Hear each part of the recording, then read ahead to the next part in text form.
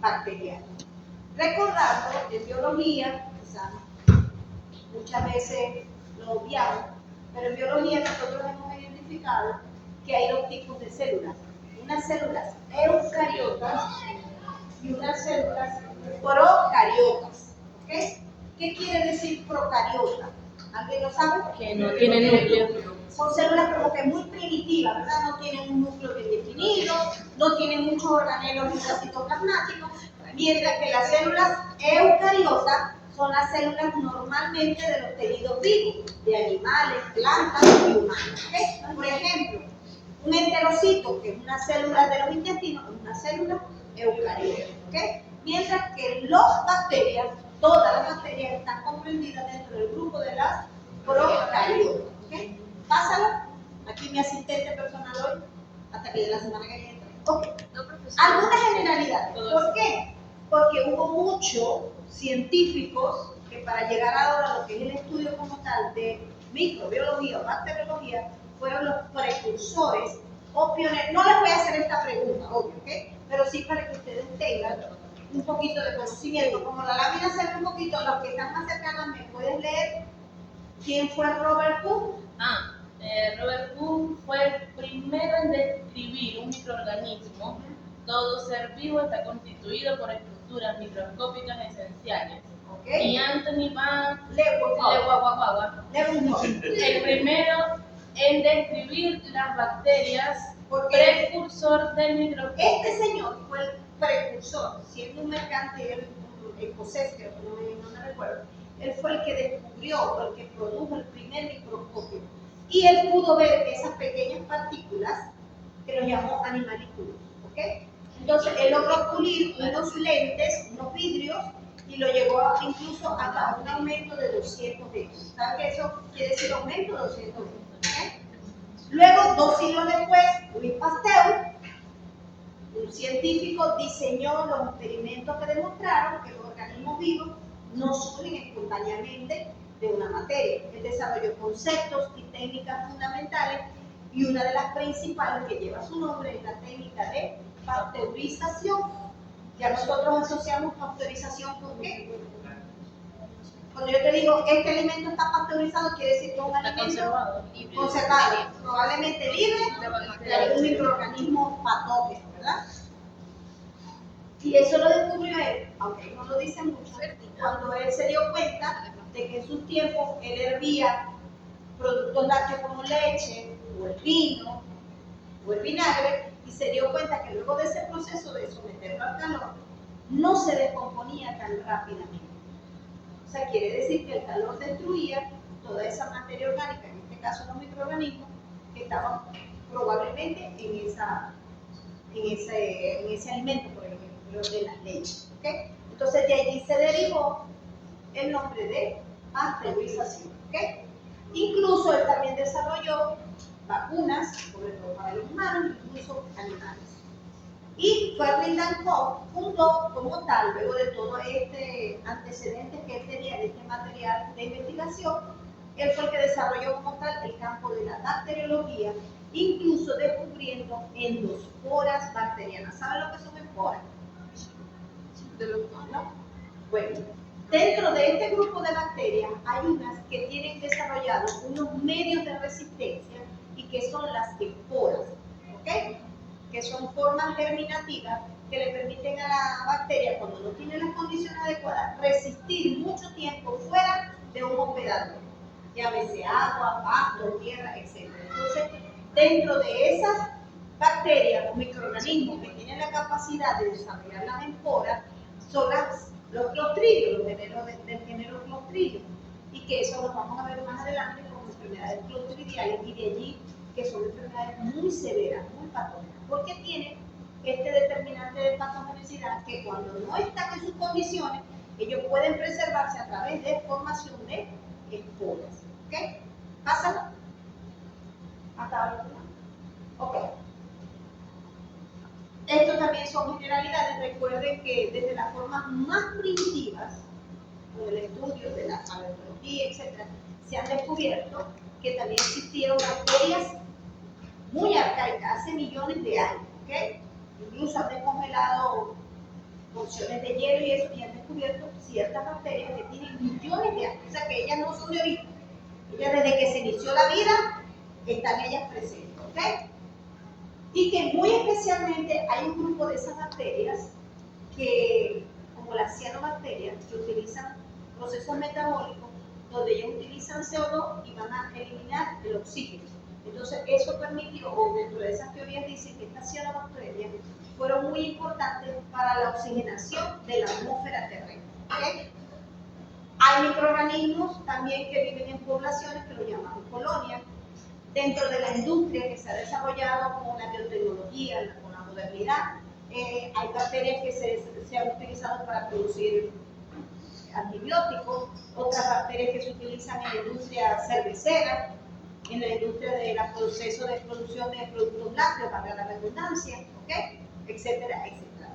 Incluso medicamentos, como hoy se usan mucho, todos lo hemos utilizado cuando hay procesos diarreicos, se utilizan los probióticos, que son bacterias muy benéficas que van a ayudar a reacondicionar esa microbiota intestinal o digestiva, ¿ok? Entonces, esas eran unas generalidades que yo quería tener al principio para recordar. Eso no es pregunta de examen, ¿ok? ¿Cierto? Bueno, allí podemos ver con microscopía electrónica, estas son las diferentes formas de bacterias que podemos conseguir, generalmente las cocos, que son forma redondeada, o como forma de bacilo, que son como unos ratoncitos, una forma estructurada, ¿ok? Una tipo IFA. Bueno, ustedes vieron hongo, ¿verdad? Vieron microbiología, ¿ok? Ahí están incluidos algunos, pero que sería en este caso este, pero no. Esto simplemente para que tengan una idea que ya vamos a entrar en materia de lo que es la estructura y morfología bacteriana. Ok. Ya volviendo otra vez, dijimos que las bacterias estaban dentro del grupo de las procariotas, ¿ok? Con diversas morfologías. Entonces, cuando nosotros podemos ver que una célula es de forma circular o redonda, decimos que es un coco, ¿ok? Cuando es de forma cilíndrica, bacilo, ¿ok? Algunas formas espirales las llamamos espirino, ¿ok? Hay algunas de estas células que se unen unas tras otras formando como cadenas, son cocos en forma de cadena. Entonces eso se llaman estreptococos, ¿ok? Cuando se forman o se agrupan en forma de racimos de uva, se llaman estafilococos, ¿ok? Entonces podemos decir que cuando conseguimos, esto se aprecia a nivel de laboratorio con microscopía, que son dos cocos así, hablamos que son de diplococos, ¿ok? Si son en muchas cadenas, estreptococos, ¿ok? Si son en forma de racimo de uva, llamamos que son estafilococos. Eso lo vamos a ver ahorita por aquí. Si son en forma así, espirino, ¿ok? Hay unos que a veces se llaman cocobacilo porque no son ni cocos ni bacilos, sino más o menos así. Y esto sería así, un bacilo. Y los bacilos también se pueden poner en estreptobacilo cuando son bacilos de cadena, ¿ok? Puede ser diplobacilo cuando los vemos y los apreciamos de boca, etcétera, etcétera, ¿ok? Entonces, pásala por favor para que veamos mejor Ok.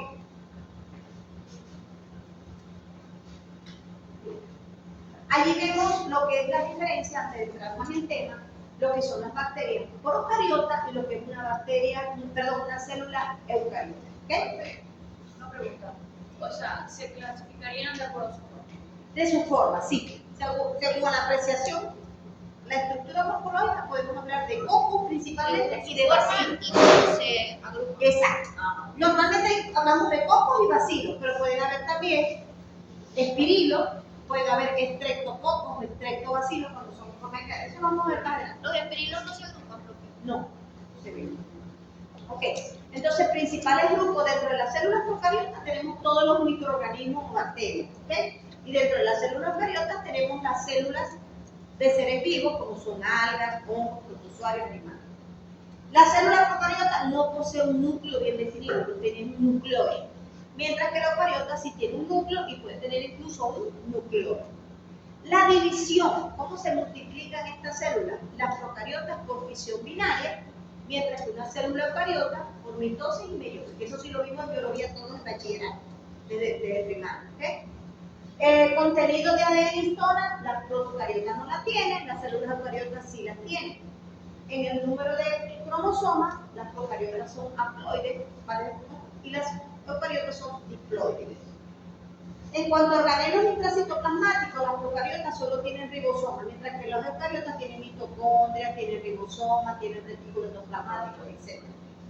Dentro de su clasificación de los ribosomas, las procariotas normalmente pueden tener unas ribosomas que llaman 70S, que eso lo vamos a ver más adelante, mientras que las eucariotas 80S. Las procariotas tienen una pared celular principalmente compuesta por peptidoglicanos, las procariotas o bacterias, mientras que las células eucariotas no. Y en cuanto a la respiración, las procariotas utilizan a nivel de la membrana citoplasmática, que eso lo vamos a ver en metabolismo bacteriano, y usan su respiración o fermentación a través de la membrana citoplasmática, mientras que las células eucariotas, su principal fuente de respiración es a nivel de las mitocondrias. Eso sí lo vieron en biología, ¿ok? Eso simplemente es un repaso. No es pregunta de examen, pero sí para que tengan una idea de identificar lo que es una célula procariota y lo que es una célula eucariota. ¿Ok? ¿Vamos claros? Dale. Ok. Ahorita vamos a ver unas morfologías celulares, pero lo importante es que estos son células microscópicas. Miden muy pequeñitos. O sea, los diámetros celulares se denominan o se determinan en micras. ¿Ok? Por ejemplo, fíjense, un bacilo puede medir una micra, un espirilo puede medir una micra, un espiroqueta puede medir 0,25 micras, una bacteria gemadora que produce esporas puede medir 1,2 micras, una bacteria de tipo filamentosa puede medir 0,8, ¿ok?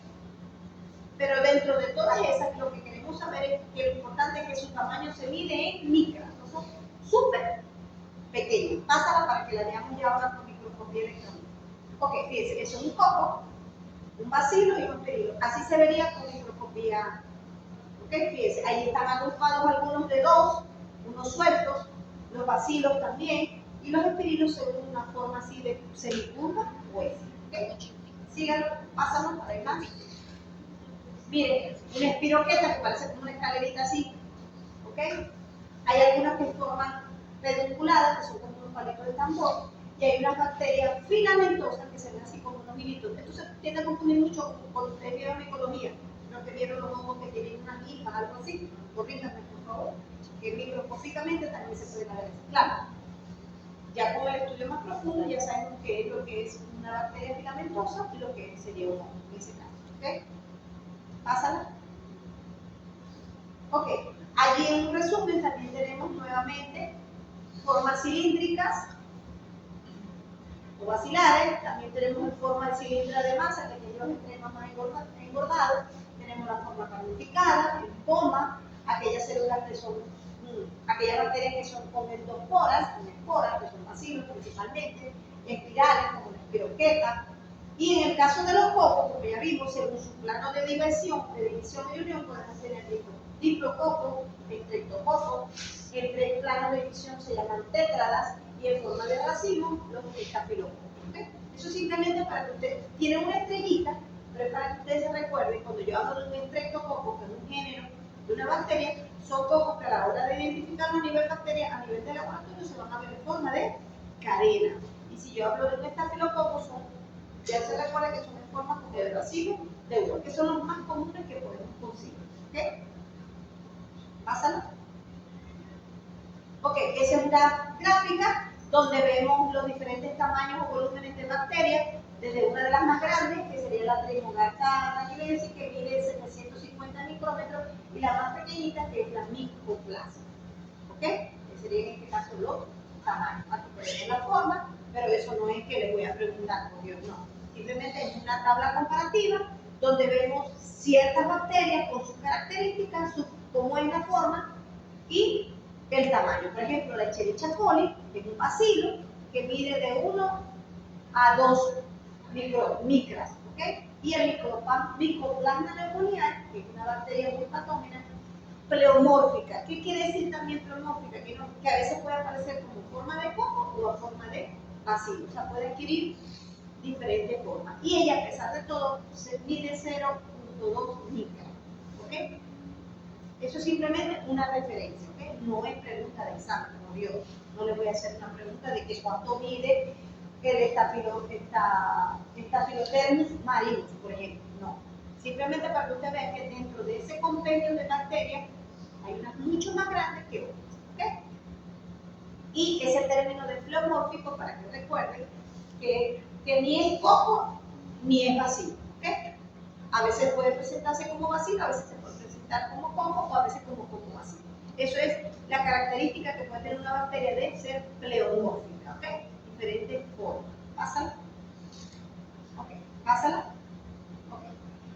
Ese es un esquema, ¿okay?, representativo de una bacteria, en este caso una Salmonella salmonella, donde esquemáticamente podemos ver que en ese caso es una bacteria que presenta de afuera hacia adentro una cápsula, presenta una pared celular, presenta una membrana, adentro ese contenido del núcleo que es como un nucleoide, no está encerrado, tiene algunos ribosomas, puede tener algunos plásmidos, que eso lo vamos a ver más adelante, tiene un flagelo, ¿okay?, que esas son estructuras que vamos a ver ahora más adelante. Simplemente esquemáticamente es lo que normalmente puede contener, presentar en su estructura una bacteria. En este caso representa la bacteria Salmonella, que vamos a ver más adelante, que es una de las bacterias que tiene todos los componentes, tiene flagelo, incluso tiene plásmido y tiene incluso antígenos, ¿ok?, que le van a permitir ser una de las bacterias como que más letales, más patógenas. ¿Ok? Pásalo. Ustedes ya, como acaban de ver virus, igual aquí lo vamos a ver un poquito, ya saben lo que es un plásmido, ¿verdad? Los plásmidos, ¿no lo han visto? Virus, ¿no hablaron de plásmido? Sí, claro. Ok. Allí ya una estructura más profunda de lo que podemos ver, lo que es la membrana citoplasmática. ¿Cuál es la función de esa membrana? Esa membrana citoplasmática dentro de las bacterias tiene principalmente ser una función de una barrera de permeabilidad selectiva. ¿Qué quiere decir permeabilidad selectiva? Que ella va a dejar entrar o salir lo que a ella le conviene. ¿Okay? Okay. Y esa membrana plasmática está constituida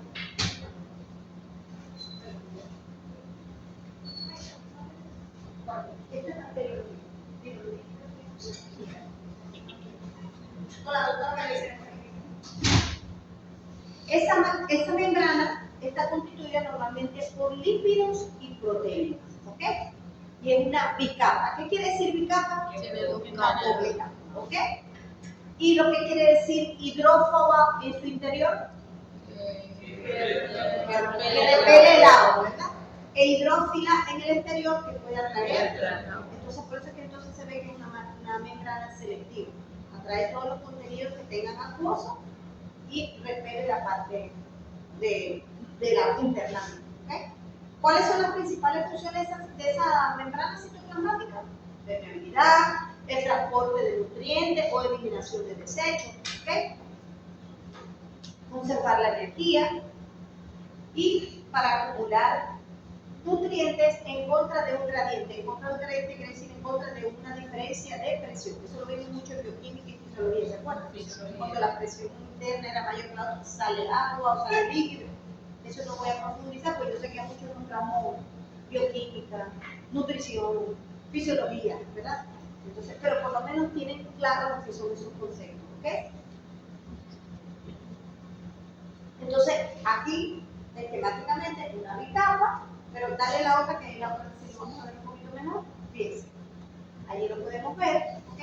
Recuerden entonces que la membrana citoplasmática está compuesta por proteínas, peptidoglucanos, lípidos, ¿ok? Ahí vamos a ver los fosfolípidos, ¿ok?, en su interior, y el exterior recordamos que es una parte que tiene un extremo hidrófilo y en la parte interior un extremo hidrófilo, ¿ok?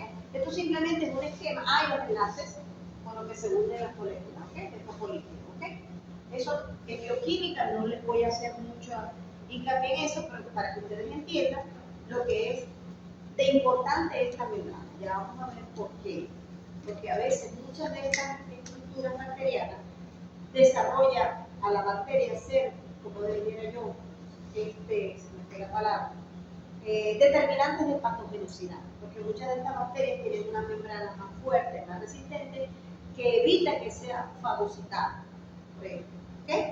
Entonces, también tiene que ver un nicho muy importante esta membrana bacteriana de que a la hora que la bacteria necesita replicarse, multiplicarse, necesita los nutrientes que tiene que tomar de afuera al exterior, y eso tiene que ser muy importante a la hora de ella de replicarse, de generar su metabolismo. ¿Okay? Entonces fíjense que es una de las estructuras bien importantes que tienen que ver con las bacterias. Y sobre esto, en caso de cuando veamos antibióticos, permítanme que me adelante un poquito, los mecanismos de acción de muchos antibióticos van fijados hacia la destrucción de la membrana, por ejemplo, para que haya lisis celular. ¿Sí me entienden? Sí. Y muchas veces, también los estudios han demostrado que muchos antibióticos, la bacteria se hace resistente a esos antibióticos y también tiene que estar muy relacionado con la membrana. ¿Ok? Porque la membrana quizás se desarrolla más potente, no deja penetrar esa molécula antibiótica, entonces ya hay resistencia por el uso y abuso de esos medicamentos. ¿Ok? ¿Pásalo? Ok, fíjense. Esto también tiene que ver, esto sí lo vamos a ver cuando veamos una práctica. Esa membrana tiene que ver mucho a la hora de identificar a nivel de laboratorio, de práctica de laboratorio, las bacterias en dos grupos muy importantes. ¿Por qué? Porque eso es una técnica a nivel de laboratorio de coloración que nos permite identificar desde un inicio si esa bacteria que la trajimos de una muestra de campo, de un acceso o algo, cuando la sembramos en el laboratorio y la vamos a identificar, una de las principales técnicas que hacemos es la tinción de grano. ¿Ok? Entonces las bacterias, según esta constitución de sus membranas y sus capas, ellas retienen un color y a la hora de visualizarlas en un microscopio las podemos ver de un color morado, serían gram positivas, como el morado que tiene esta chica allá, o si la vemos como un color más o menos rosado, son gram negativas. ¿Ok? Y eso tiene que ver mucho con la estructura de su membrana. Depende de su contenido de grasa, de lípido, etc. Ella suelta o no el primer colorante, eso lo vamos a ver más adelante, pero para que tengan una idea. Entonces esto se debe principalmente porque las gram positivas tienen una capa muy gruesa de péptido glicano que deja entrar el primer colorante y no lo deja salir, mientras que las gram negativas tienen una capa de péptido glicano muy fina. Eso lo vamos a ver ahorita. Entonces ya deja entrar el primer colorante, viene un lavado y deja entrar el segundo colorante, y por eso es que la vamos a ver. El primer colorante es cristal violeta, que es morado, y el segundo colorante sería la safranina. Pero no te preocupes, que eso lo vamos a ver más adelante. ¿Ok? Entonces, esto tiene que ver mucho con esa pared celular. ¿Ok? Entonces, así podemos fácilmente ya comenzar a clasificar bacterias en gram positiva y gram negativa. Las gram positivas porque tienen una pared más gruesa de péptido glicano, mientras que las negativas tienen una pared más delgada, ¿ok? Y tienen una capa externa de lipopolisacáridos, lipoproteínas, que forman también parte de su constitución y las hace también muy resistentes, ¿ok? Y por eso es que la mayoría de las bacterias patógenas son gram negativas y las hace muy resistentes a que sean eliminadas por fagocitosis, por los macrófagos, etcétera, etcétera.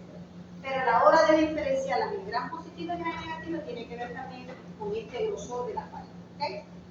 ¿Qué es un péptido glicano? Es un polisacárido. Eso lo vieron en bioquímica, creo, ¿verdad? ¿Ok? Y es exclusivo en la estructura de las bacterias. Cuando vimos ahorita lo que eran procariotas y eucariotas, vimos que las bacterias, que son procariotas, tienen péptido glicano, mientras que otro tipo de células, como las eucariotas, no tienen péptido glicano. ¿Okay? Por eso es que aquí se lo resalta. ¿Okay? Ok, fíjense, ahí podemos ver una pared gram negativa, tiene una doble capa, pero el péptido glicano es más reducido, mientras que la gram positiva tiene un contenido de péptido glicano más grueso. ¿Ok? Esto es comparación simplemente, esto no es pregunta así tampoco de examen así, pero sí para que tengan una idea. A la hora de colorar entendemos que cuando viene ese proceso de esa tinción de grano, esta que es gram positiva deja entrar el primer color pero no lo deja salir, mientras que esta de pared más delgada de péptido glicano, como pueden ver acá, deja entrar el primer color, ahorita lo vamos a ver, se lava, se colorea nuevamente y va a quedar el último color que es la safranina, que es de color rosado, mientras que el cristal violeta es de color violeta morado. ¿Okay? Ya vamos a ir, pero tengo que ir adelantando para que vean la importancia de las paredes, ¿ok? De la diferencia de estructura. Pasa. Aquí nuevamente vemos que la gran negativa, una pared celular más delgada, menos péptido glicano que está en el medio, una doble capa de líquido. Pásala.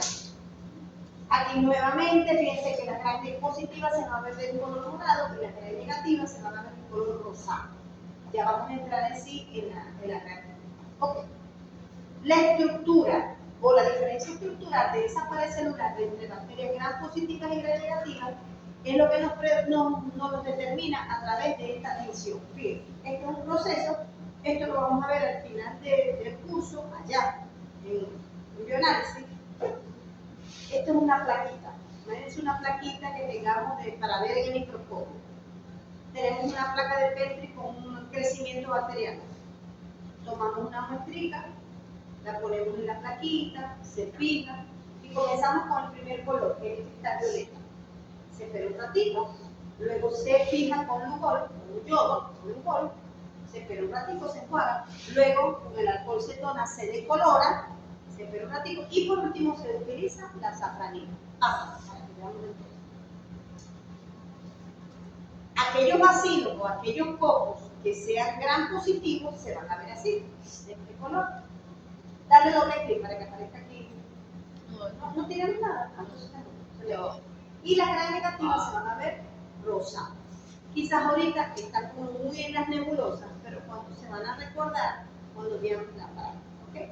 Eso es una práctica de laboratorio muy común que se hace, como decir, como primer diagnóstico a nivel de laboratorio, es tomar una muestra y hacer tinción de grano. ¿Qué es lo más importante de esto? Que recuerden, gram se escribe con M, no me voy a poner jamás con M, porque yo en un examen, cuando veamos una parte de las patologías, que yo les explique, por ejemplo, Escherichia coli es un bacilo gram negativo, y yo les puedo preguntar en el examen, dime algunas características del agente etiológico. Si ustedes me escriben gram negativo así, perfecto, muy bien, pero si nos escriben así, está mal, porque eso no existe. ¿Cómo se debe escribir? ¿Cómo con eso? ¿Sí me entienden? ¿Hasta ahora vamos bien? ¿Sí? Ok, entonces, ¿qué parece? Fíjense. Las bacterias nuevamente, esto es el resumen, se pueden diferenciar según su capacidad o no de retener esos colorantes. ¿Ok? Entonces, nuevamente las gram positivas tienen una gruesa capa de peptidoglicano, que es lo que le permite retener el primer color. Mientras que las gram negativas tienen una pared más fina de peptidoglicano. ¿Ok? Eso sí puede ser a lo mejor una pregunta exacta. Un verdadero y falso, por ejemplo. ¿Ok? ¿Estamos claros? ¿Estamos claros? Ok. Sigue. Ok. Ahí sí ya vemos los pasos de lo que es la tinción de grano. ¿Ok? El primer paso, cuando nosotros tomamos una muestra de una plaquita de Petri, la colocamos en un objeto, la fijamos, le agregamos el primer colorante, que es el cristal violeta, se espera como un minuto, se le agrega el Lugol, que es un medio de fijar ese color, un yodo, se lava, se espera un minuto, luego se agrega el alcohol cetona, que es para lavar ese primer color, y se le agrega luego la safranina. Entonces, al final, cuando observamos el microscopio, aquellas bacterias que se vean de este color, obvio que van a ser gram, y si se ven de este color, gram negativo. ¿Ok? Es para que más o menos tengan fijos los conocimientos. Y cuando ya hablemos de qué gram, no es de gram de tamaño gigante, sino de gram. ¿Ok? Gram positiva o gram. ¿Qué significa eso, profe? Gram viene del origen de la persona que descubrió y desarrolló esa tecnología. ¿Ok? Listo. Pasa. Ok. Fíjense, nuevamente la comparación de la pared celular de la gram positiva. Fíjense el grosor de la pared de 20 a 80 nanómetros, la gram negativa apenas de 10, el número de capas, la gram negativa tiene las gram positivas tienen una, las gram negativas tienen doble, lo que llamamos una bicapa, contenido de peptidoglicano, una gruesa capa de peptidoglicano mayor del 50%, mientras que la gram negativa tiene hasta un 20%. ¿Okay? Tiene contenido de otros lipopolisacáridos, etcétera, etcétera. Esto no es pregunta de examen. Lo importante es que ustedes sepan, cuando yo hablo de gram negativa, capa más gruesa, gram negativa, capa más delgada. En su constitución, mayor peptidoglicano 1, menor constitución peptidoglicano. ¿Qué pasa? Profe, en las diapositivas anteriores, cuando estaba mostrando las bacterias gram positiva y gram negativa solo habían bacilos. Sí, pero no quiere decir también hay cocos negativos. Lo que pasa es que en ese ejemplo los tenía, ¿ok? Pero sí hay cocos gram negativos y gram positivo, y hay bacilos gram positivo y gram negativo también, ¿ok? Ok. Bien, ya pasamos de lo que es la parte de la estructura de la pared, de la membrana, a que muchas de las bacterias tienen apéndices. ¿Sabe lo que es apéndice? A ver. Exacto, ¿verdad? Una estructura extra que puede tener fuera de lo que la mayoría puede tener. Esos apéndices se llaman flagelos, se llaman fimbrias y se llaman pil. ¿Se acuerdan cuando vimos la primera esquema de una estructura general de una bacteria que tenía así como una colita?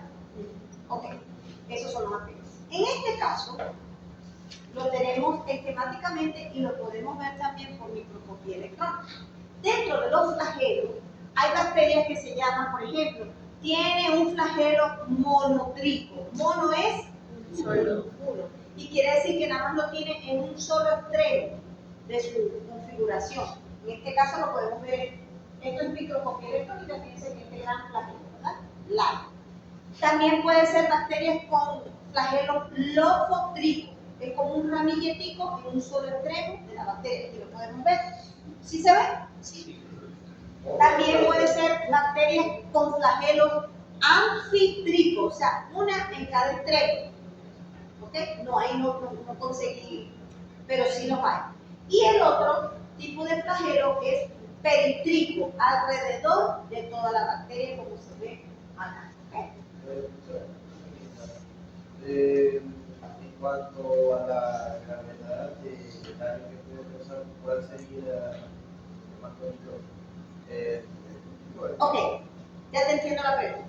Estos apéndices filamentosos pueden ser determinantes de patovelocidad de la bacteria. ¿Por qué? ¿Qué quiere decir un flagelo? ¿Qué le permitirá el flagelo a la bacteria? Moverse. Exactamente. Entonces, si es una bacteria flagelada, quiere decir que ella va a tener mayor velocidad para ir a colonizar un sitio e invadir, ¿verdad? Exacto.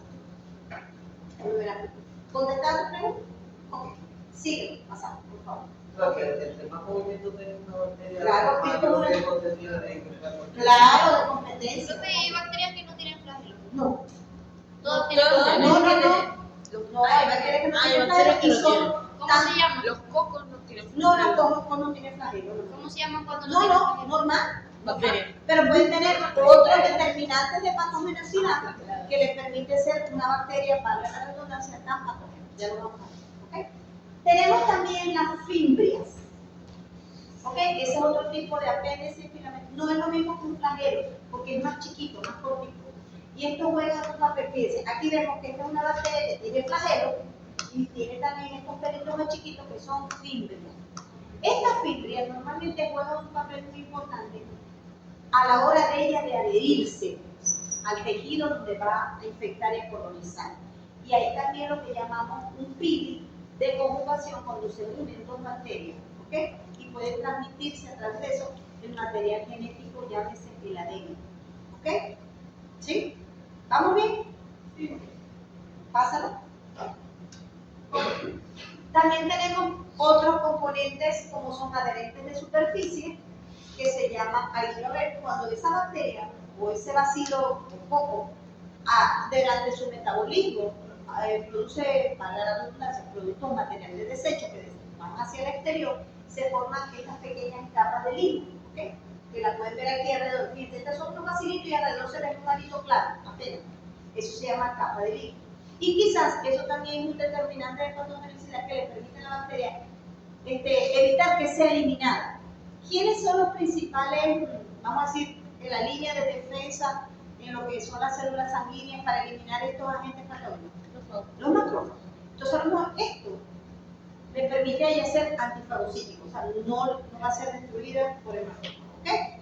Y cuando esa capa de limo es más de mayor grueso, de constitución más gruesa, hablamos de que se llama una cápsula. Fíjense que esta es más gruesa que esta que está acá. Entonces decimos que es una bacteria encapsulada y eso también le va a permitir ser más subsistir, sobrevivir más en el medio ambiente. Va a ser evitada de que vaya a ser eliminada por macrófagos o por esas células blancas de primera línea. ¿Ok? ¿Sí? ¿Entienden por acá? Ok. Bien, aquí tenemos un resumen, ¿verdad? De lo que son los flagelos, su constitución y su función y de todas esas estructuras. Por ejemplo, flagelo. ¿Qué les permite el flagelo? ¿Quién me lo lee por allí? No se ve bien, ¿verdad? Motilidad,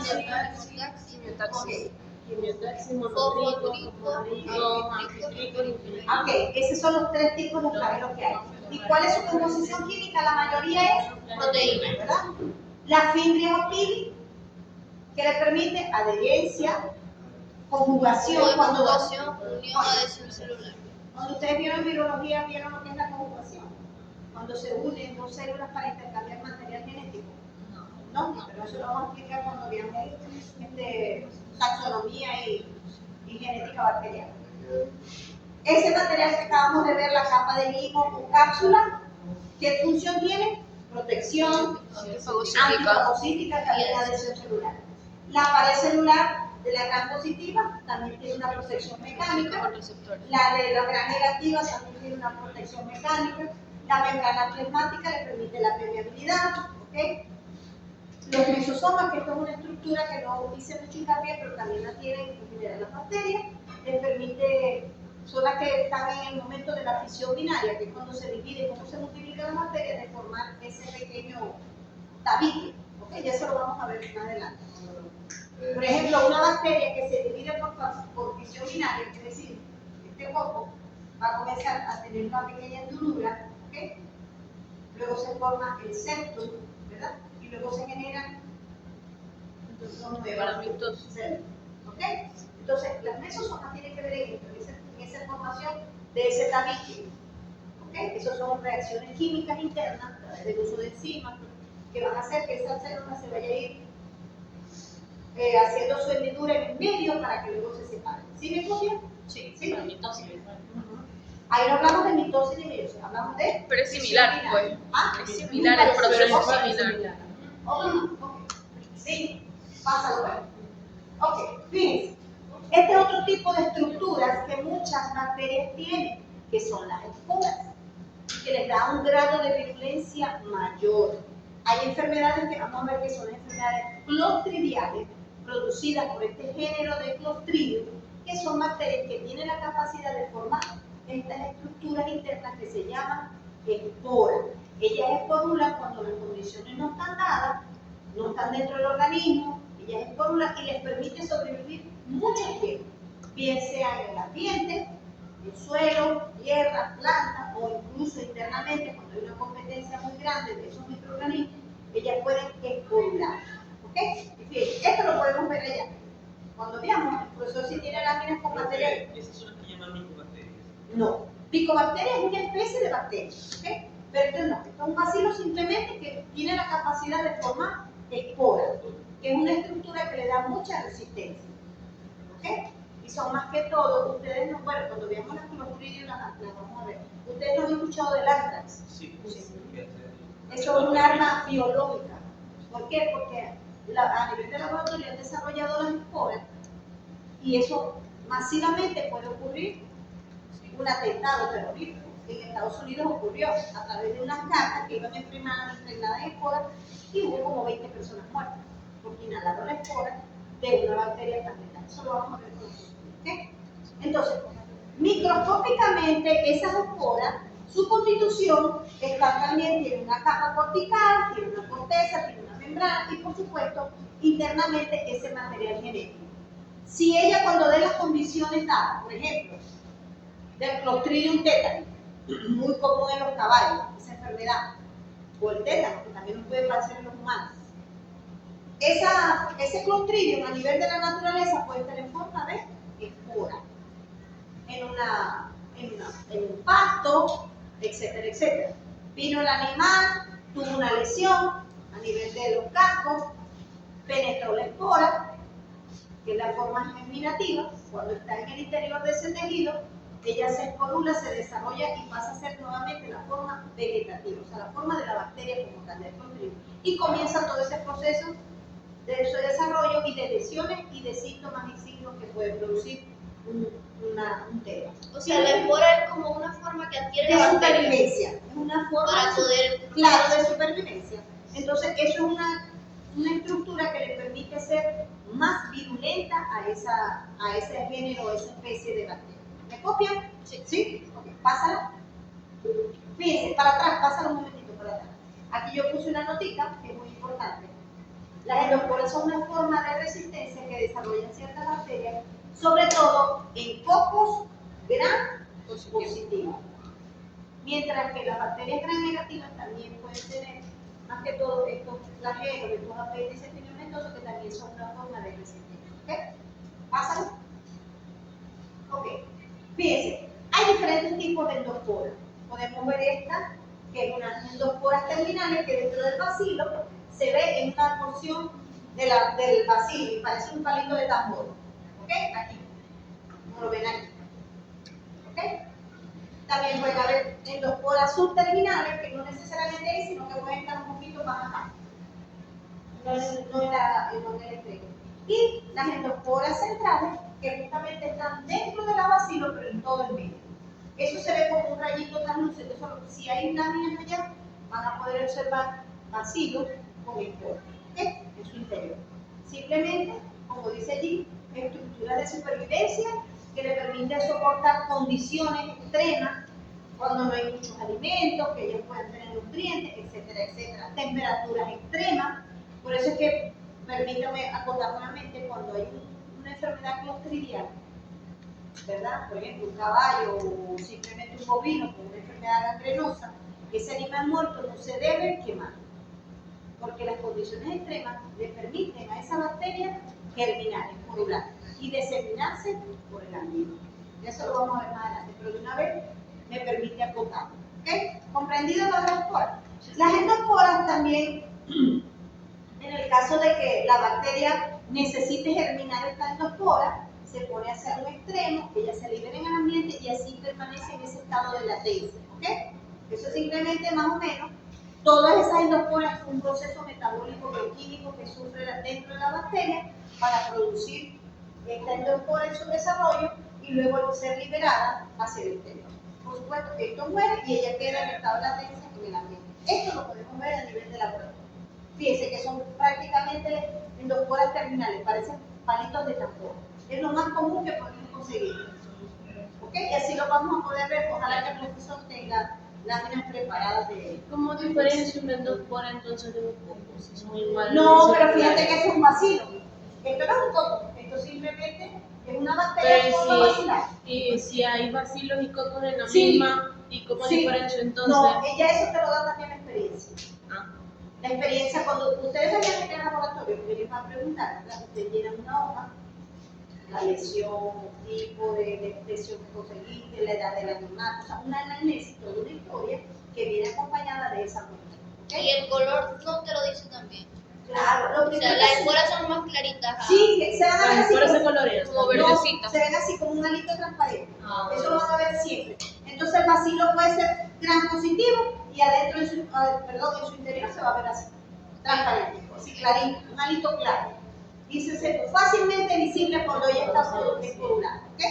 Eso lo vamos a ver si Dios quiere cuando el profesor logra tener la, ¿ok? Entonces en este caso parecen palitos de tambor y son entonces esporas terminales, en un extremo, en este caso que es un bacilo, ¿ok? Que es en la mayoría de los que esporulan, ¿ok? Pásalo.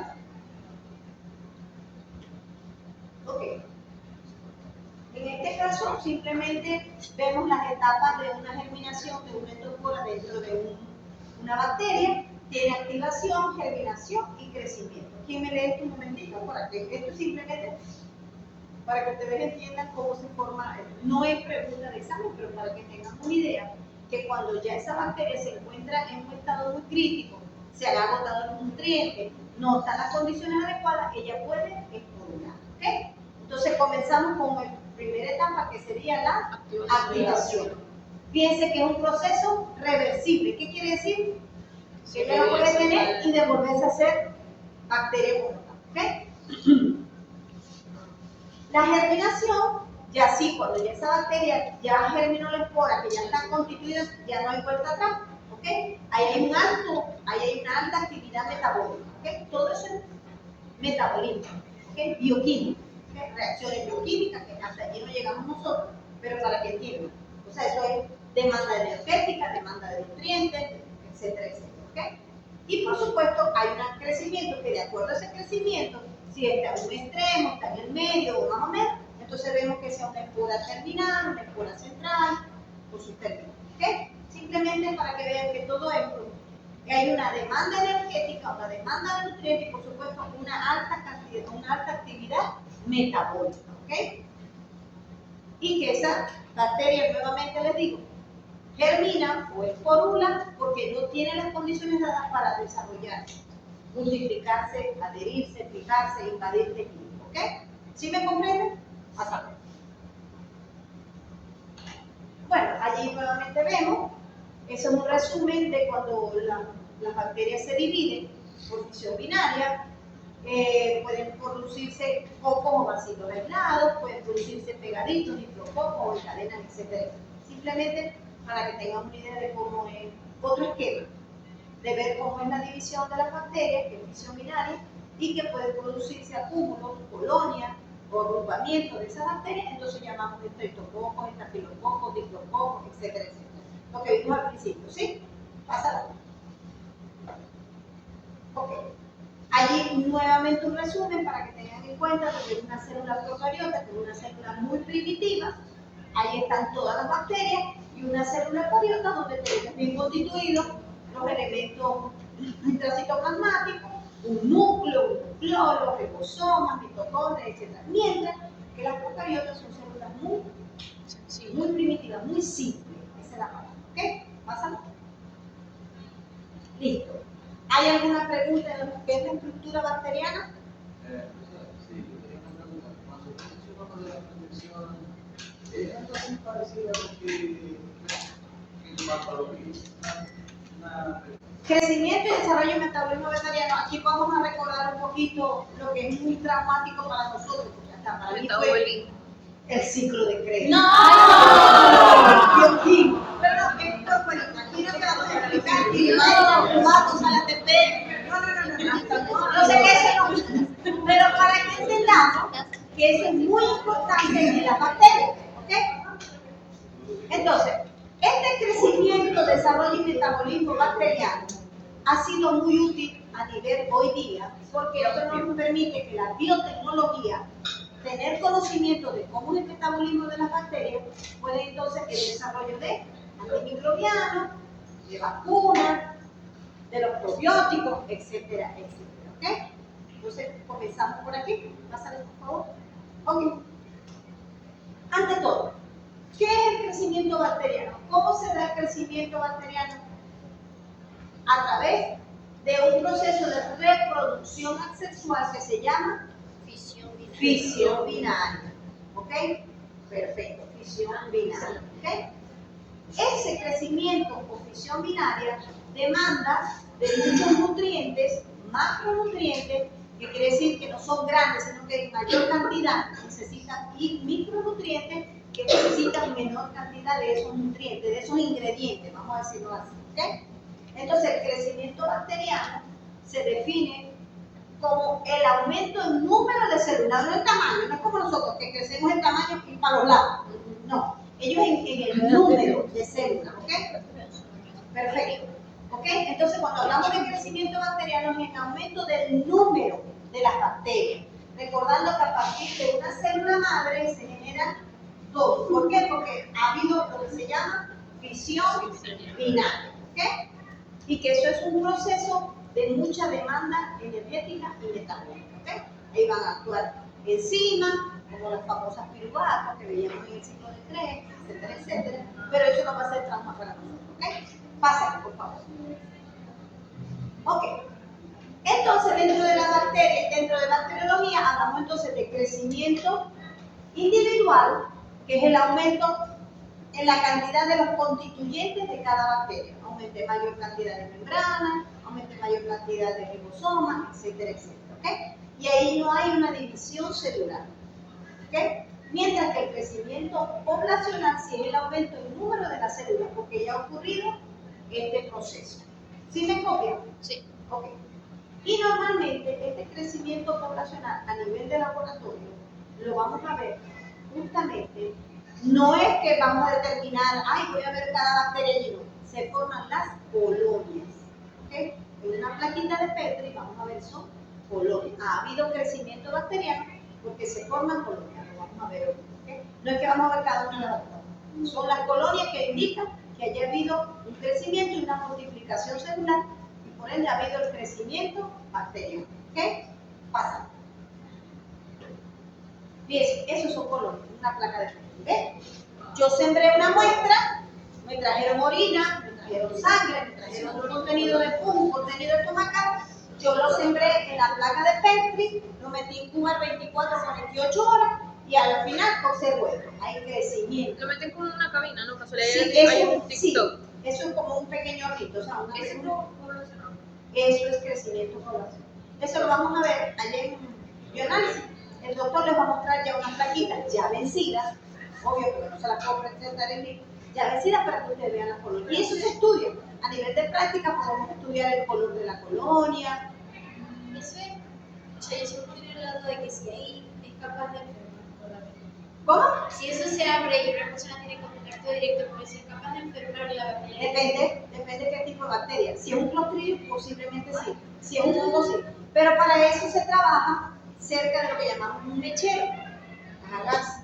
¿Por qué? Porque ese es uno de los medios de control de crecimiento bacteriano. Y uno cuando hace eso, lo van a ver allá, siempre se trabaja tapado, no usamos tapabocas, callado, se trabaja cerquita del mechero, ¿ok? Inmediatamente se vuelve a tapar, porque esto tiene una tapita, ¿ok? Sí. Es un masito que se tapa y que normalmente la tapa de arriba va así, siempre lo tenemos que tener en esa posición. Cuando lo abrimos, lo trabajamos y lo volvemos a poner, siempre al lado de un mechero. Con los virus más peligrosos, ahí se usa una batería de metal, ¿ok? Pero si tienen la debida precaución y, o sea, y saben cómo manejar, no va a haber ningún problema, no debería haber ningún problema, ¿ok? Entonces lo importante es que ustedes vean. Entonces ese crecimiento que lo vemos como colonia a nivel de las plaquitas se llama, que es producto de esa división celular, ¿verdad? A nivel de laboratorio lo llamamos unidades deformadoras de colonia, ¿ok? Y esa es una pequeña fórmula que vamos a ver qué cantidad de bacterias hay por el de ese crecimiento bacteriano. ¿Okay? Eso sería una práctica que uno ve, una de las primeras prácticas que uno ve, que lo podemos ver acá. Uno le da una muestra, uno la siembra, después de esas colonitas saca uno, fija, las tiñe, y aquí es que uno saca, uno enlaza y lo fija en una pequeña portoquero y le hace la coloración, porque esa sería la primera práctica que veríamos. Mirá, allá lo vamos a ver todo generalizado. ¿Ok? ¿Vamos bien? Sí. Entonces, cuando nosotros hablamos de crecimiento bacteriano, hablamos entonces de unidades formadoras de colonia, UFC. ¿Ok? Pásalo. Ok. Allí vemos todo el proceso de fisión binaria, una primera célula. ¿Ok? Allí podemos ver que el cromosoma, ¿qué es el cromosoma? El que tiene El material el material genético o ADN, ¿verdad? Entonces, esquemáticamente han dicho que el cromosoma o ese ADN, ese nucleolo, se coloca en una porción periférica de la célula, en este puntito que se ve apenas aquí, ¿ok? Entonces, ese cromosoma se duplica, ¿ok? Las dos copias están fijas en la membrana en puntos cercanos, luego comienza la elongación y la formación del tabique, y cada una de estas va a tener parte de ese contenido del cromosoma material genético. Y luego se divide y genera dos células. Eso no es pregunta de examen, pero sí para que tengan. Aquí sí que por microscopía electrónica se pudo determinar que esta fisión binaria, en este caso, es esta célula. ¿Ok? Simplemente que las células bacterianas se reproducen, valga la redundancia, por un método de reproducción asexual que se llama fisión binaria. Una célula madre genera dos células fijas. Luego cada esta célula fija se puede ir dividiendo. Y a nivel del laboratorio lo vamos a ver como unidades formadoras de colonia o colonias en esa plaquita de Petri. ¿Ok? Pásalo. Igualmente son tres esquemas, fíjense. Ajá. Pásala. Allí podemos ver, fíjense, esta es una bacteria en forma de coco, como aquí ya se está formando el septum, hay material genético en ambos lados, y luego sobrevive. Y aquí, en este caso, también una forma de bacilo, fíjense, aquí se está formando el septum. ¿Ok? Eso es microscopía electrónica para ver las fisión binaria. Pásalo. Allí ya ese coco se ha dividido totalmente en dos, ¿ok? Y cada una de esas va a tener su contenido, su estructura bacteriana y sus elementos intracitoplasmáticos, cada una idénticamente igual a su célula madre. ¿Ok? Pásalo. Ok, dentro de lo que es las prácticas de laboratorio y en microbiología, pero en bacteriología, se habla de velocidad de crecimiento. ¿Qué quiere decir? Allí dice que es el cambio en número de células por una unidad de tiempo. ¿Cuántas células bacterianas tengo en un segundo, en un minuto, en 30 segundos, en 30 minutos, etcétera, etcétera? Fíjense que en este caso podemos ver una célula madre genera 2, esta genera 2, esta después genera 2 y así sucesivamente. ¿Ok? Y en microbiología se utiliza una fórmula con ciertos factores y uno de los primeros factores que se utiliza o se conoce como el tiempo de generación, que se simboliza con una letra G. ¿Ok? Entonces, ¿qué es ese tiempo de generación? El tiempo que se tarda una población en duplicarse. ¿Ok? Esto no es pregunta de examen, pero para que ustedes vayan entendiendo, porque yo trato de meter un poquito de práctica en la teoría. Porque a lo mejor en cualquier momento ya van a tener oportunidad de trabajar en una clínica, en un laboratorio y les van a hablar de estos conceptos. ¿Okay? Entonces, como podemos ver, velocidad de crecimiento es el cambio en número de células o masa celular, porque el mismo crecimiento individual y el mismo crecimiento poblacional, ¿cierto? Y el tiempo de generación es el tiempo que a partir de que una célula se forme dos. ¿Okay? Se simboliza con la letra G. ¿Okay? Hay muchas bacterias que crecen en un tiempo más rápido que otras. ¿Okay? Ya eso, por los estudios dados, ya tienen sus tablas y pueden tener identificado, no, la Escherichia coli crece en tanto tiempo, que una salmonella crece, etcétera, etcétera. Ya eso está dado, ya hay tablas, ya hay documentación sobre eso. ¿Okay? Pásalo. Aquí lo vamos a ver. Entonces, en un nuevo repaso, recuerden, crecimiento en bacterias es aumento del número de células. ¿Okay?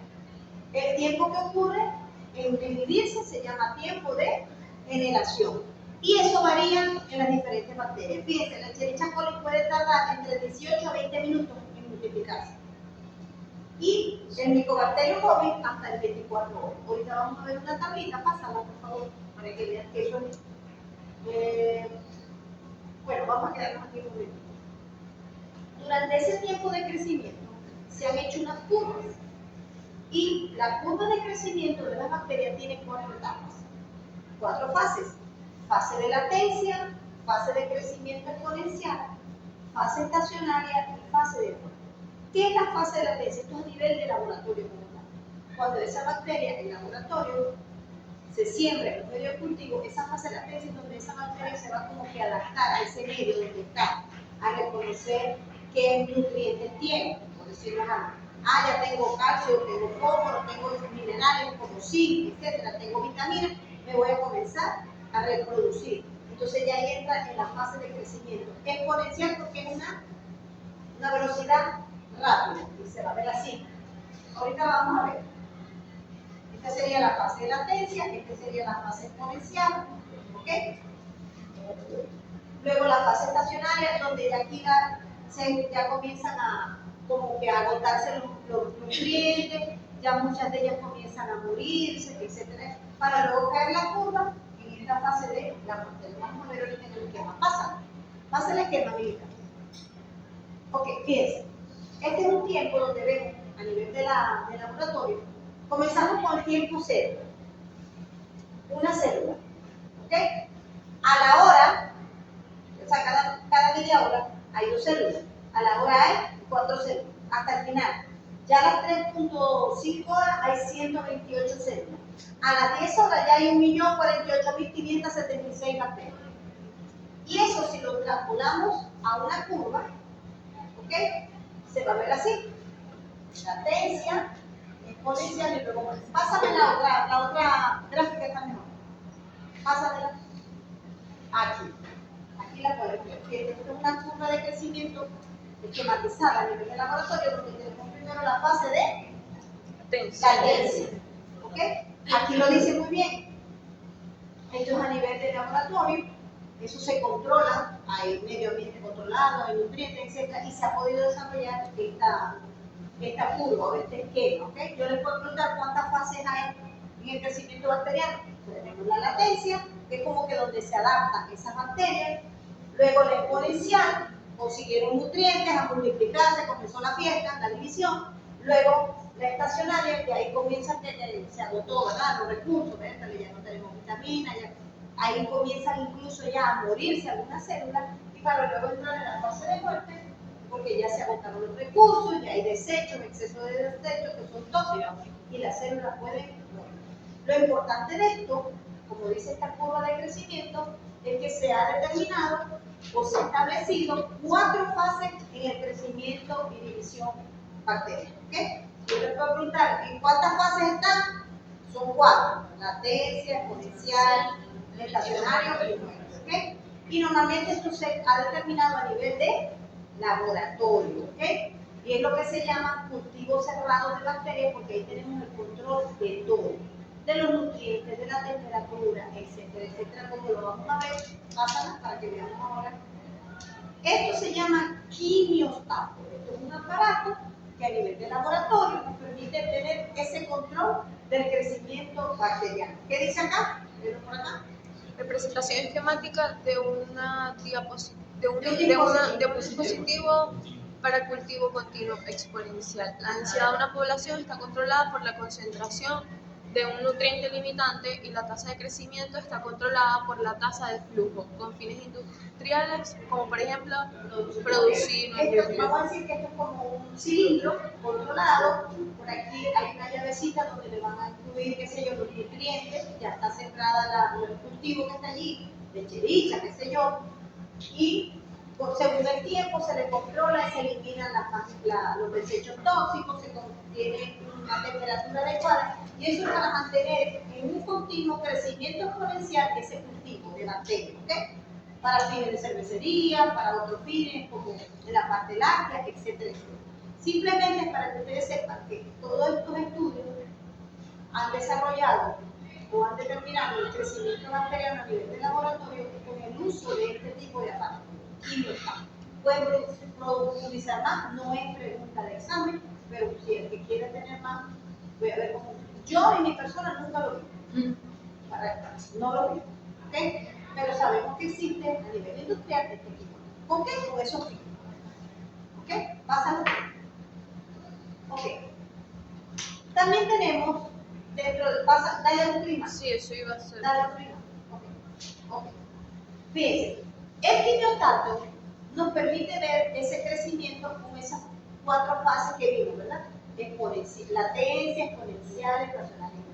Hay otro tipo de cultivo sincronizado que tienen la finalidad de que tratar de determinar que todas esas bacterias que estén en ese momento estén en la misma fase de crecimiento, que todas se consigan, por ejemplo, en la fase exponencial.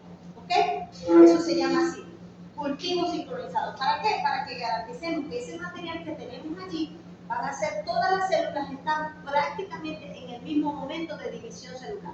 Llámese fase exponencial o de latencia, etcétera, etcétera. ¿Qué pasa aquí? Aquí utilizamos ese método de sincronización, utilizamos unos filtros, ¿ok? Que se supone que ese contenido que tiene ese material bacteriano va a pasar por esa serie de filtros que tienen microporos. Por supuesto, van a pasar los más chicos y van a quedar en el filtro los más grandes. Entonces, vamos a obtener en ese material los más chicos que están prácticamente en una misma fase de división celular. ¿Sí me entienden? ¿Okay? Puede ser que ahí tengamos todas las bacterias que están en la fase de crecimiento exponencial. Y ya las más grandes, que ya están en latencia, grandes, se quedaron aquí en los filtros. ¿Okay? Esto es simplemente también con fines industriales, simplemente es una referencia. Ya la fase no se va a ver así, sino que va a estar como una escalera. ¿Por qué? Porque si yo vuelvo a sembrar, a lo mejor muchas de las que pasaron quedaron no estaban precisamente en el mismo tiempo de división. ¿Okay? Entonces se vuelve a producir, se vuelve a repetir el proceso. ¿Okay? Esto simplemente es referencia, no les voy a poner la cabeza ni yo, pero para que sepan que con fines industriales tenemos la de la crecimiento a través del quimiostato y también tenemos conjuntivo sincronizado, donde lo que queremos obtener es la mayor cantidad de bacterias que estén probablemente en la misma fase de crecimiento y división celular. ¿Me copian eso? Sí, pasa. Ok. Ahora bien, ya crecieron las bacterias, ya tenemos bacterias en el laboratorio en diferentes fases, queremos cuantificarlas. Este es otro tipo de práctica que podemos hacer a nivel de laboratorio. Y esas cuantificaciones las podemos tener a través de la contagio celular y de la masa celular y de la actividad celular. Estas son las más comunes que utilizamos en los laboratorios. Métodos directos y métodos indirectos. A través de los directos tenemos el contagio celular electrónico, un aparatito donde se pasa la muestra y ella automáticamente con el equipo va a pasar el contagio celular. ¿Okay? O de la cámara de Petrov-Hauser, que eso se utiliza un microscopio, eso no se lo explico muy profundo, eso se vería en práctica, donde se echa una gotica de ese contenido celular y ese objeto va a tener unas cuadrículas muy chiquititas y vamos a ir moviendo con el tornillito macro del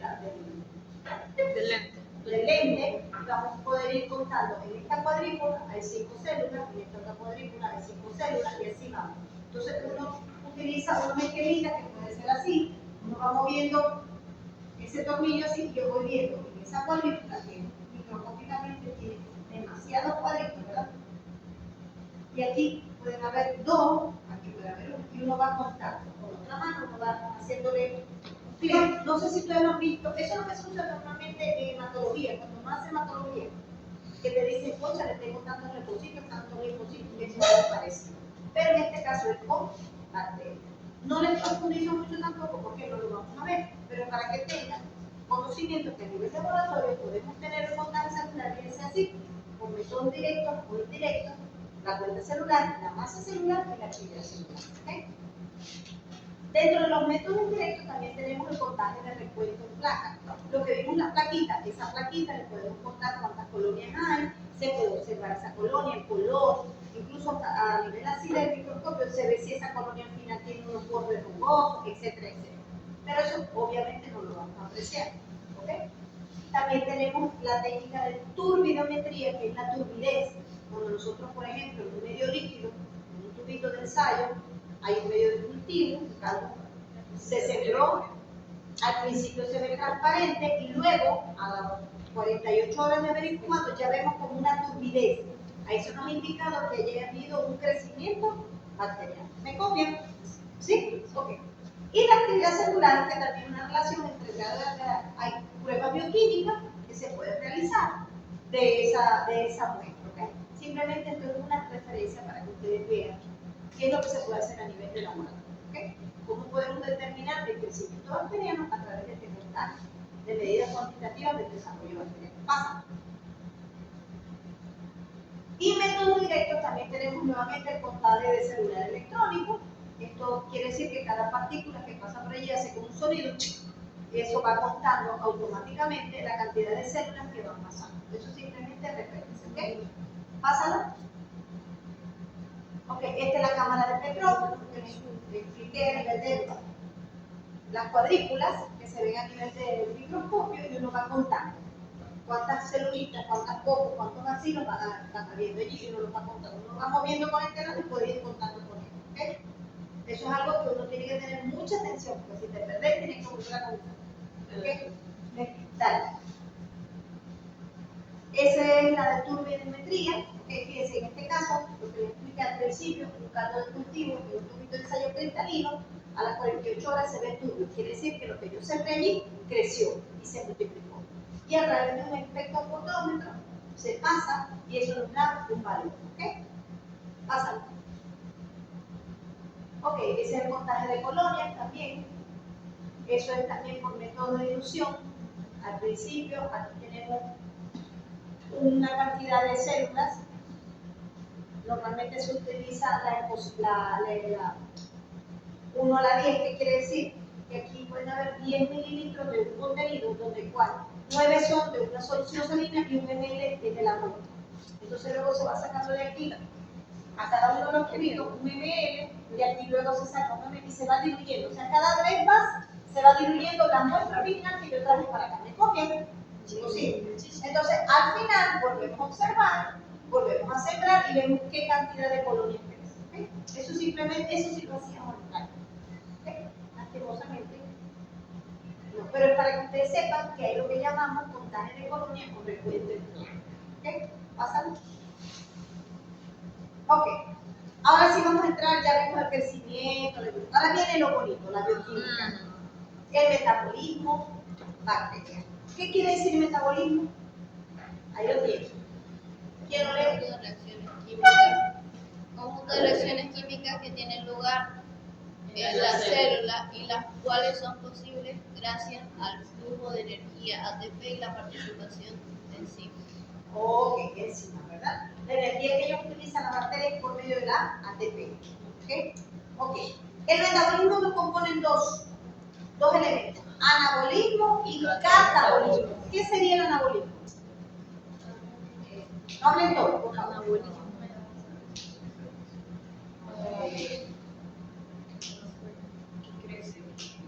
Aquí lo veo. En ambos casos utilizamos energía, pero ¿qué es el anabolismo? ¿Qué utilizamos? El anabolismo es para producir, para construir, ¿ok? Y catabolismo, destruimos para obtener pequeños pasos, para que vean. Ojo con eso es importante, ¿ok? Dentro de ese proceso de metabolismo hablamos de que dijimos al principio que había macronutrientes y micronutrientes, no que son grandes y pequeños, cantidades grandes de nutrientes, por ejemplo, de hierro o de carbono, son macronutrientes, y micronutrientes, cantidades pequeñas, por decirles, de selenio, etcétera, etcétera. ¿Okay? Entonces, el metabolismo hablamos que hay dos procesos interrelacionados, anabolismo y catabolismo, y que se utilizan macro y micronutrientes. Lo estoy por encima para no darle este error de bioquímico. ¿Ok? Pásalo. Ok, fíjense. El anabolismo lo utilizamos para obtener ¿qué? Nutrientes. Y por supuesto tener energía. ¿Ok? Dentro de esos nutrientes, en el anabolismo hablamos entonces que hay macronutrientes, el mayor en su cantidad es el carbono. Tenemos oxígeno, nitrógeno, hidrógeno. Tenemos micronutrientes como calcio, hierro, sí. Tenemos algunos factores de crecimiento, entre ellos las vitaminas. ¿Ok? Dentro de ese anabolismo, dependiendo del nutriente que utilicen, esas bacterias se pueden llamar autótrofas. Autótrofas cuando utilizan el CO2 y cuando utilizan compuestos orgánicos se llaman heterótrofos. Tampoco se los voy a preguntar así, pero para que vayan conociendo esos términos. ¿Okay? Y en caso de cuando el anabolismo es para utilizar para obtener energía, se utiliza la energía del sol, se llama fotótrofas, o sea, bacterias fotótrofas. Y se utilizan fuentes químicas, se llaman quimiotrófos.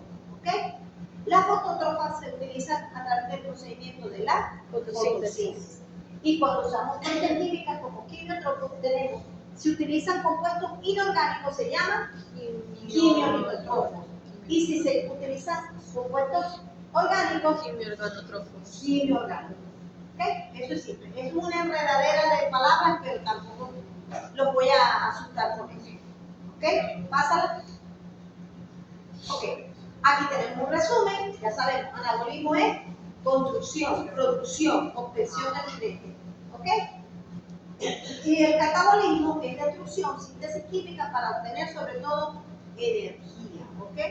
Obtener esos micronutrientes que esos continuamente van de la mano. ¿Ok? Pásala. Ok, esto es un resumen nuevamente de lo que vimos allá en un esquema, que los microorganismos se clasifican según la fuente de energía. Si utilizan la luz solar se llama fotosintesis. Okay. Si utilizan la oxidación de compuestos químicos, quimiotrófos, se utilizan compuestos orgánicos. Quimiorganotróficos se utilizan, compuestos orgánicos son quimiotróficos. ¿Ok? Y se utilizan, que se llaman también quimio-organotróficos. Y se utilizan compuestos inorgánicos, quimio-litotróficos. Ok, eso es una enredadera de palabras, pero ahí va. Sigan. Ok, pasar. Ok.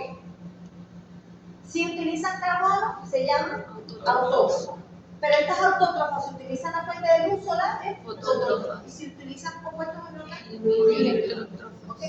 Y si la fuente del compuesto carbonado complejo se llama Heterótrofo. y se llama también. Esto no es pregunta de examen, simplemente que son clasificaciones que a lo mejor en algún, en algún momento, en alguna exposición, en algún estudio, ustedes van a ver bacterias quimiotrofas o autótrofas. Ya ustedes sabrán, que utiliza esto, que simplemente para que tengan como referencia y algunos términos que se utilizan en bacterias. ¿Okay? Bacterias autótrofas pueden ser las algas azules, las cianobacterias. Sí, pero acuérdate que las algas no son bacterias. No, pero es. Claro, se puede decir que se utilizan. Claro que sí, pasa. Ok, fíjense.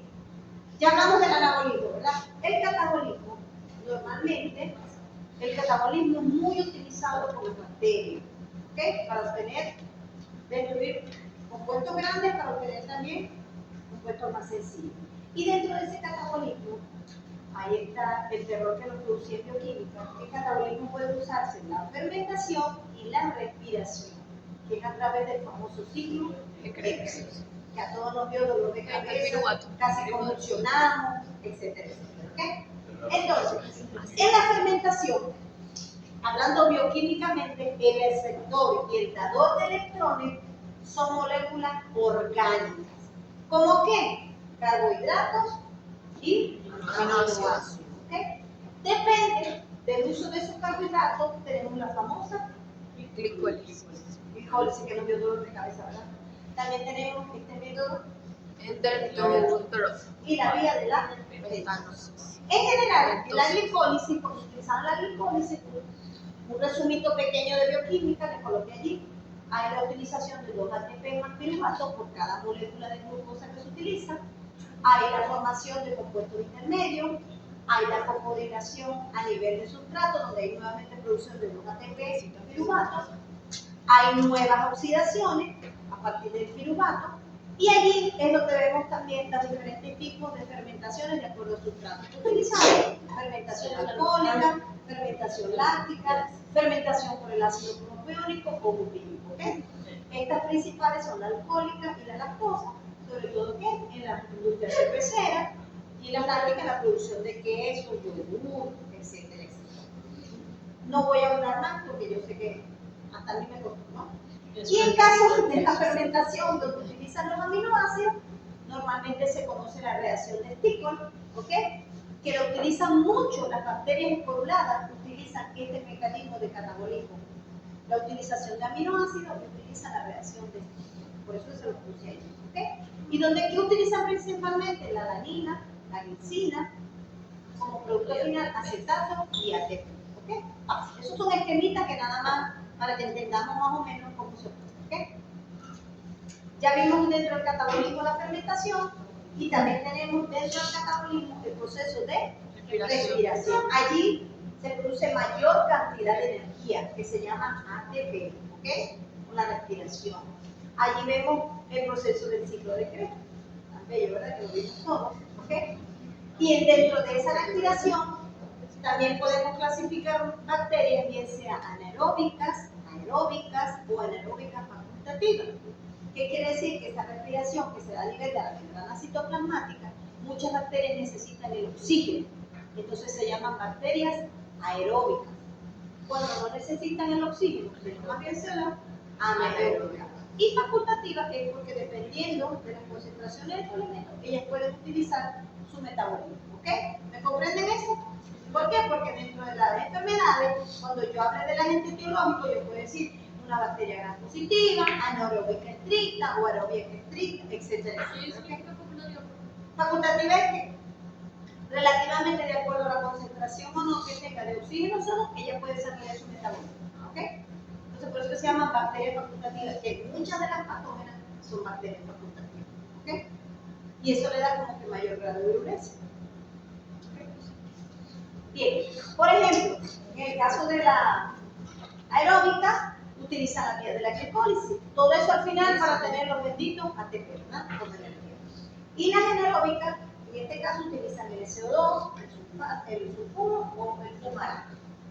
Aquí está. ¿Qué dice aquí? Que se lo puse en amarillito. En la procariota, por cada molécula de glucosa se produce 38, pensé que decía 3 a diferencia de los eucariotas que se generan 36 ATP. O sea que, si desde ese punto lo mismo, las procariotas son como más eficaces en obtener energía que las células eucarióticas. ¿Ok? Eso me pareció interesante para colocar. Pásala. Ok. Fíjense, nuevamente, la clasificación de esos microorganismos según los requerimientos de oxígeno. Podemos tener aerobios obligatorios, anaerobios obligatorios y microaerofílicos. ¿Qué quiere decir esto? Esto es una representación esquemática que se puede hacer a nivel de laboratorio. Esto es lo que llamamos caldo de cultivo, un tubo de ensayo. Si nosotros hemos sembrado ahí un cultivo, podemos decir que esa es una prueba que a nivel de laboratorio ya nos puede decir, esto es una bacteria aeróbica, anaeróbica o microaerofílica. ¿Por qué? Porque esto, en breve resumen, es como una aguja, es una lanceta, que uno toma una muestra de esas colonias que tuvimos y la incluimos directamente acá. Si el crecimiento bacteriano que se ve allí, ese caldito se pone lechoso en la superficie, quiere decir que ellas necesitan oxígeno. Entonces es una bacteria aeróbica. ¿Okay? En la facultativa, si son facultativas obligadas, o sea que no necesitan oxígeno, si uno se van a ir hacia y si son anaeróbicas facultativas, ellas pueden crecer aquí y aquí. O sea, son ni fu ni fa. Tengo oxígeno, me desarrollo, no tengo oxígeno, me desarrollo. ¿Okay? En las anaeróbicas aerotolerantes también tiene que ver mucho con la temperatura. ¿Okay? Ellas se desarrollan a ciertas temperaturas indistintamente igual que ellos. Y las microaerófilas son aquellas que se dice que necesitan cierto requerimiento de oxígeno y de CO2. Como dice acá. ¿Qué dice acá? Necesitan concentraciones menos del 12% y altas concentraciones de CO2. Entonces, ese crecimiento a nivel de laboratorio se va a ver en la enzima. Por eso las vamos a estar ¿Okay? Jóvenes, ¿están interesantes? Se comen fuera. Ya vamos a terminar. Por favor, ¿qué le dije yo perdón que las ataque? Que aquí no se come. Sé que no les di el lapsus, como le dije el break, pero por favor, yo soy muy cuidadosa y cuando salgamos de aquí, no digan que la profesora y los alumnos terminan dejaron con un cochinero el sábado. ¿Ok? Bien. ¿Entendido esto? Sí. Lo importante es que tienen que tener los conceptos. Aeróbica, necesito oxígeno. Anaeróbica, necesito CO2. Anaeróbica facultativa, puedo ser uno. Okay. Y las microaerofílicas es porque necesitan menos cantidad de oxígeno y mayor cantidad de CO2. ¿Pasa? Ok. Eso es un resumen de lo que es la fermentación, lo que es la respiración. Esto es importante. ¿Qué dice allí? Las bacterias aerobias utilizan oxígeno, las anaeróbicas respiran utilizando otros compuestos y las facultativas pueden utilizar ambos. Eso lo tienen que tener muy claro, ¿ok? Pásalo. Ok, esto es el mismo resumen, pero no les voy a dar dolor de cabeza con el ciclo de Krebs. Lo importante es pásalo. Ok, ¿estamos claros? Ya terminamos entonces estructura bacteriana y desarrollo, crecimiento y metabolismo. ¿De la particular la violencia de la bacteria? ¿Qué digo? Porque si tienen una capa o son más gruesas, pueden hasta evitar la fagocitosis y librarse del sistema inmunitario. ¿Qué más? Por la capa de peptidoglucanos, que entonces las gram positivas son gruesas y las gram negativas son más finitas. Okay. Esto lo hago yo con el fin de que si han prestado un poquito de atención. Yo sé que a veces se hace tediosa la clase, no todo el tiempo lo voy a hacer, pero me importa que capten bien lo que yo les estoy diciendo. También quizás por la adherencia. Ok. ¿Quién más? Por el reconocimiento de parte del cuerpo. Ok. Dale clic. Dependiendo de Ajá. la estructura. Ok. No, Dale clic. Dale clic. Dale otra. Ok, fíjense la respuesta. Perfecto, todos lo han dicho. La precelular es crucial para la virulencia, las gram positivas, por supuesto, su gruesa capa de peptidoglicano, Un punto. son susceptibles a los antibióticos, mientras que otras gram negativas, como su membrana externa, también pueden ser resistentes. Todo lo que ustedes dijeron es valedero, más esto que yo les estoy colocando acá. ¿Ok? Entonces, fíjense, esa resistencia se puede permitir cuando evaden el sistema inmunológico y persistir en el cuerpo. ¿Estamos claros allí? Dar clic. Ok. ¿Qué papel juegan los flagelos y el pili en la movilidad y adherencia bacteriana? Dios mío, esto se oye feo. Pero ya el... Profe, creo que están El movimiento de la Ajá. ¿Qué eso le permite? Ajá. ¿Qué más? La adherencia. Ujú. Y cuando ellas se adhieren a esas bacterias, a esas células, ¿qué van a hacer? También pueden traspasar el ADN a otra. Ajá. ¿Qué más? No oigo los demás, siempre son los mismos. ¿Qué más? ¿Qué más? Si una bacteria tiene la capacidad de fijarse más rápidamente en el tejido, ¿qué va a hacer? Cuando ella se fija, se coloniza, ¿qué hace? ¿Pero por qué?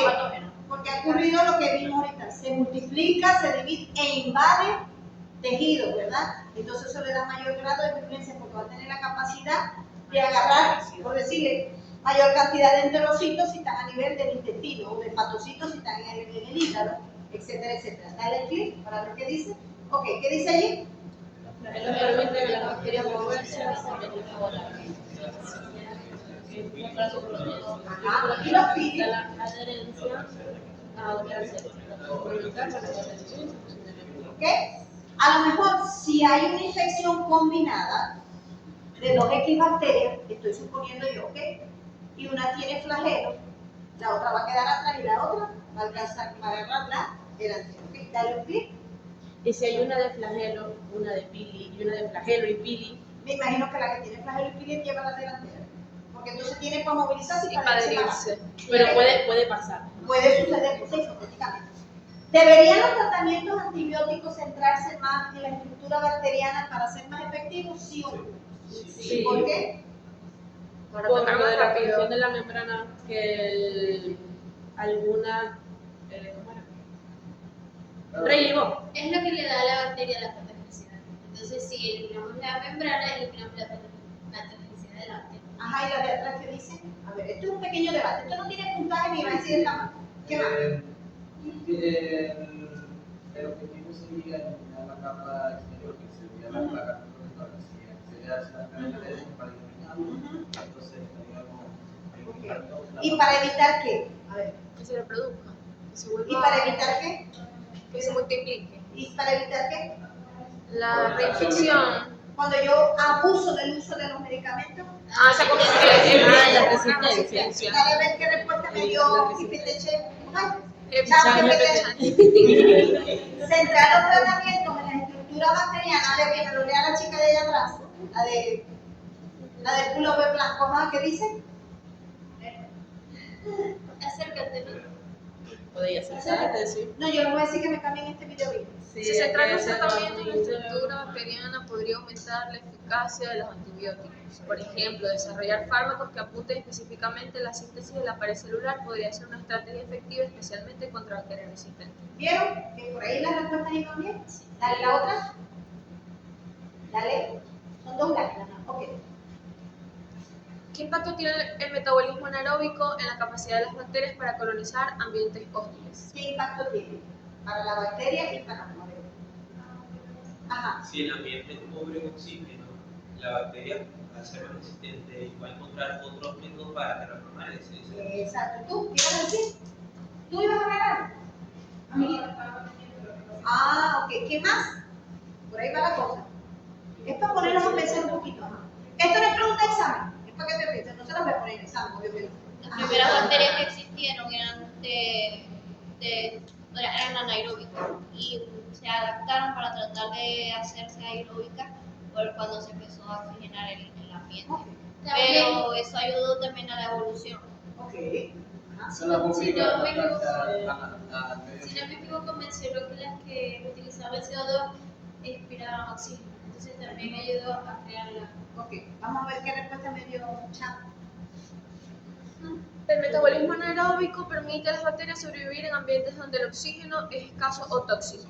Esto les da una ventaja competitiva en hábitats como el intestino humano o el suelo anóxico, ¿Saben qué son los anóxicos? Por el anóxico que no hay oxígeno. donde pueden prosperar mientras otros organismos no pueden. Claro, y esto se da mucho en la microbiota intestinal, en la flora bacteriana. Hay mucha competencia, eso lo vamos a ver en otro tema. Entonces ahí van a sobrevivir las más resistentes porque no importa que no tenga oxígeno, yo me creo. ¿Me entiendes? ¿Cómo es que Y se de hecho, llama? ¿sí? Esa bacteria, ¿cómo es que se llama? La de la microbiota. Muchas, muchísimas. Pero hay una, Hay otra levadura, Helicobacter. Sigue, ya está dando. Dale. ¿Cómo influye el metabolismo bacteriano en la producción de biocombustibles y bioproductos? Biocombustibles y bioproductos. Como bioproductos como los probióticos. ¿Ok? ¿Qué creen ustedes?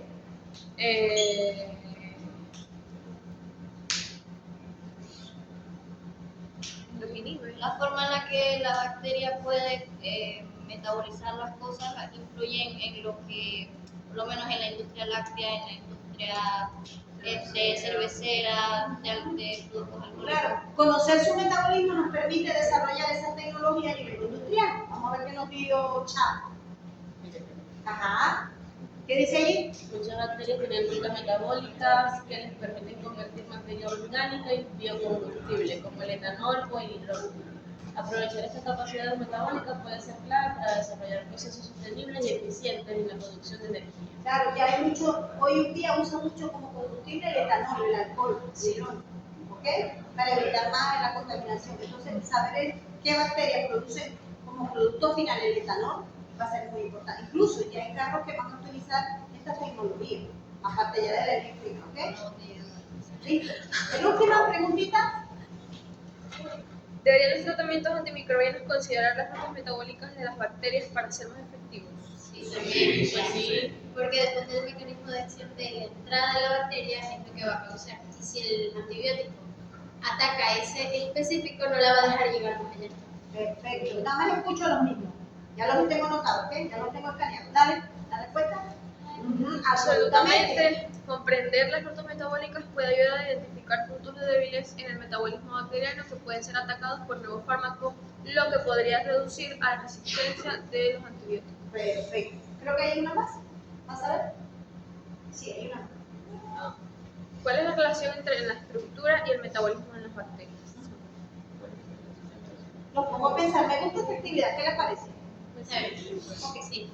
A ver si me entienden más y aquí desarrollamos. Okay. A eso que yo utilizo la inteligencia artificial para que pensemos. Okay. No para que me haga las tareas. Okay. Chévere. A ver. Depende del componente o lo que la conforme, ella va a sintetizar diferentes las cosas o de donde ella esté. Perfecto. Así es. ¿Alguien más? Pásalo a ver. La estructura de una bacteria está íntimamente relacionada con su metabolismo. Por ejemplo, la presencia de ciertas estructuras como los transportadores de membrana puede influir en la capacidad de la bacteria para absorber nutrientes y, por lo tanto, en su metabolismo. Lo que tú dices. Muy bien. Claro, porque si una bacteria está deficiente en producir su membrana y en la membrana, atrás de la membrana, voy a pasar los nutrientes que necesito y no los tengo, entonces todo frío. Ok. La última, creo que ya la última. Ya te dirán, Dios mío. ¿Qué papel juega la investigación sobre la estructura y el metabolismo bacteriano en el desarrollo de nuevas terapias antimicrobianas? Para poder... pues lo mismo que ya hemos hablado con otras preguntas también, para poder entonces hacer nuevos fármacos que sí puedan ser más eficientes y evitar la resistencia. Quería saber más de cómo tratar. Y cuando yo digo eficaces, ¿qué quiere decir eso? ¿Qué quiere decir que yo tengo un antibiótico más efectivo? ¿Efectivo en qué? Que yo a menor dosis consiga la respuesta, tenga menos efectos secundarios y no haya resistencia bacteriana. Coloco aquí a ver qué me dice. Okay. La investigación en estas áreas es fundamental para entender cómo las bacterias causan enfermedades y cómo pueden ser controladas. Al identificar las características estructurales y metabólicas de las bacterias, los científicos pueden desarrollar terapias más específicas y efectivas. Claro, ahí le faltó a Chavo. ¿Listo? Okay. ¿Qué les pareció?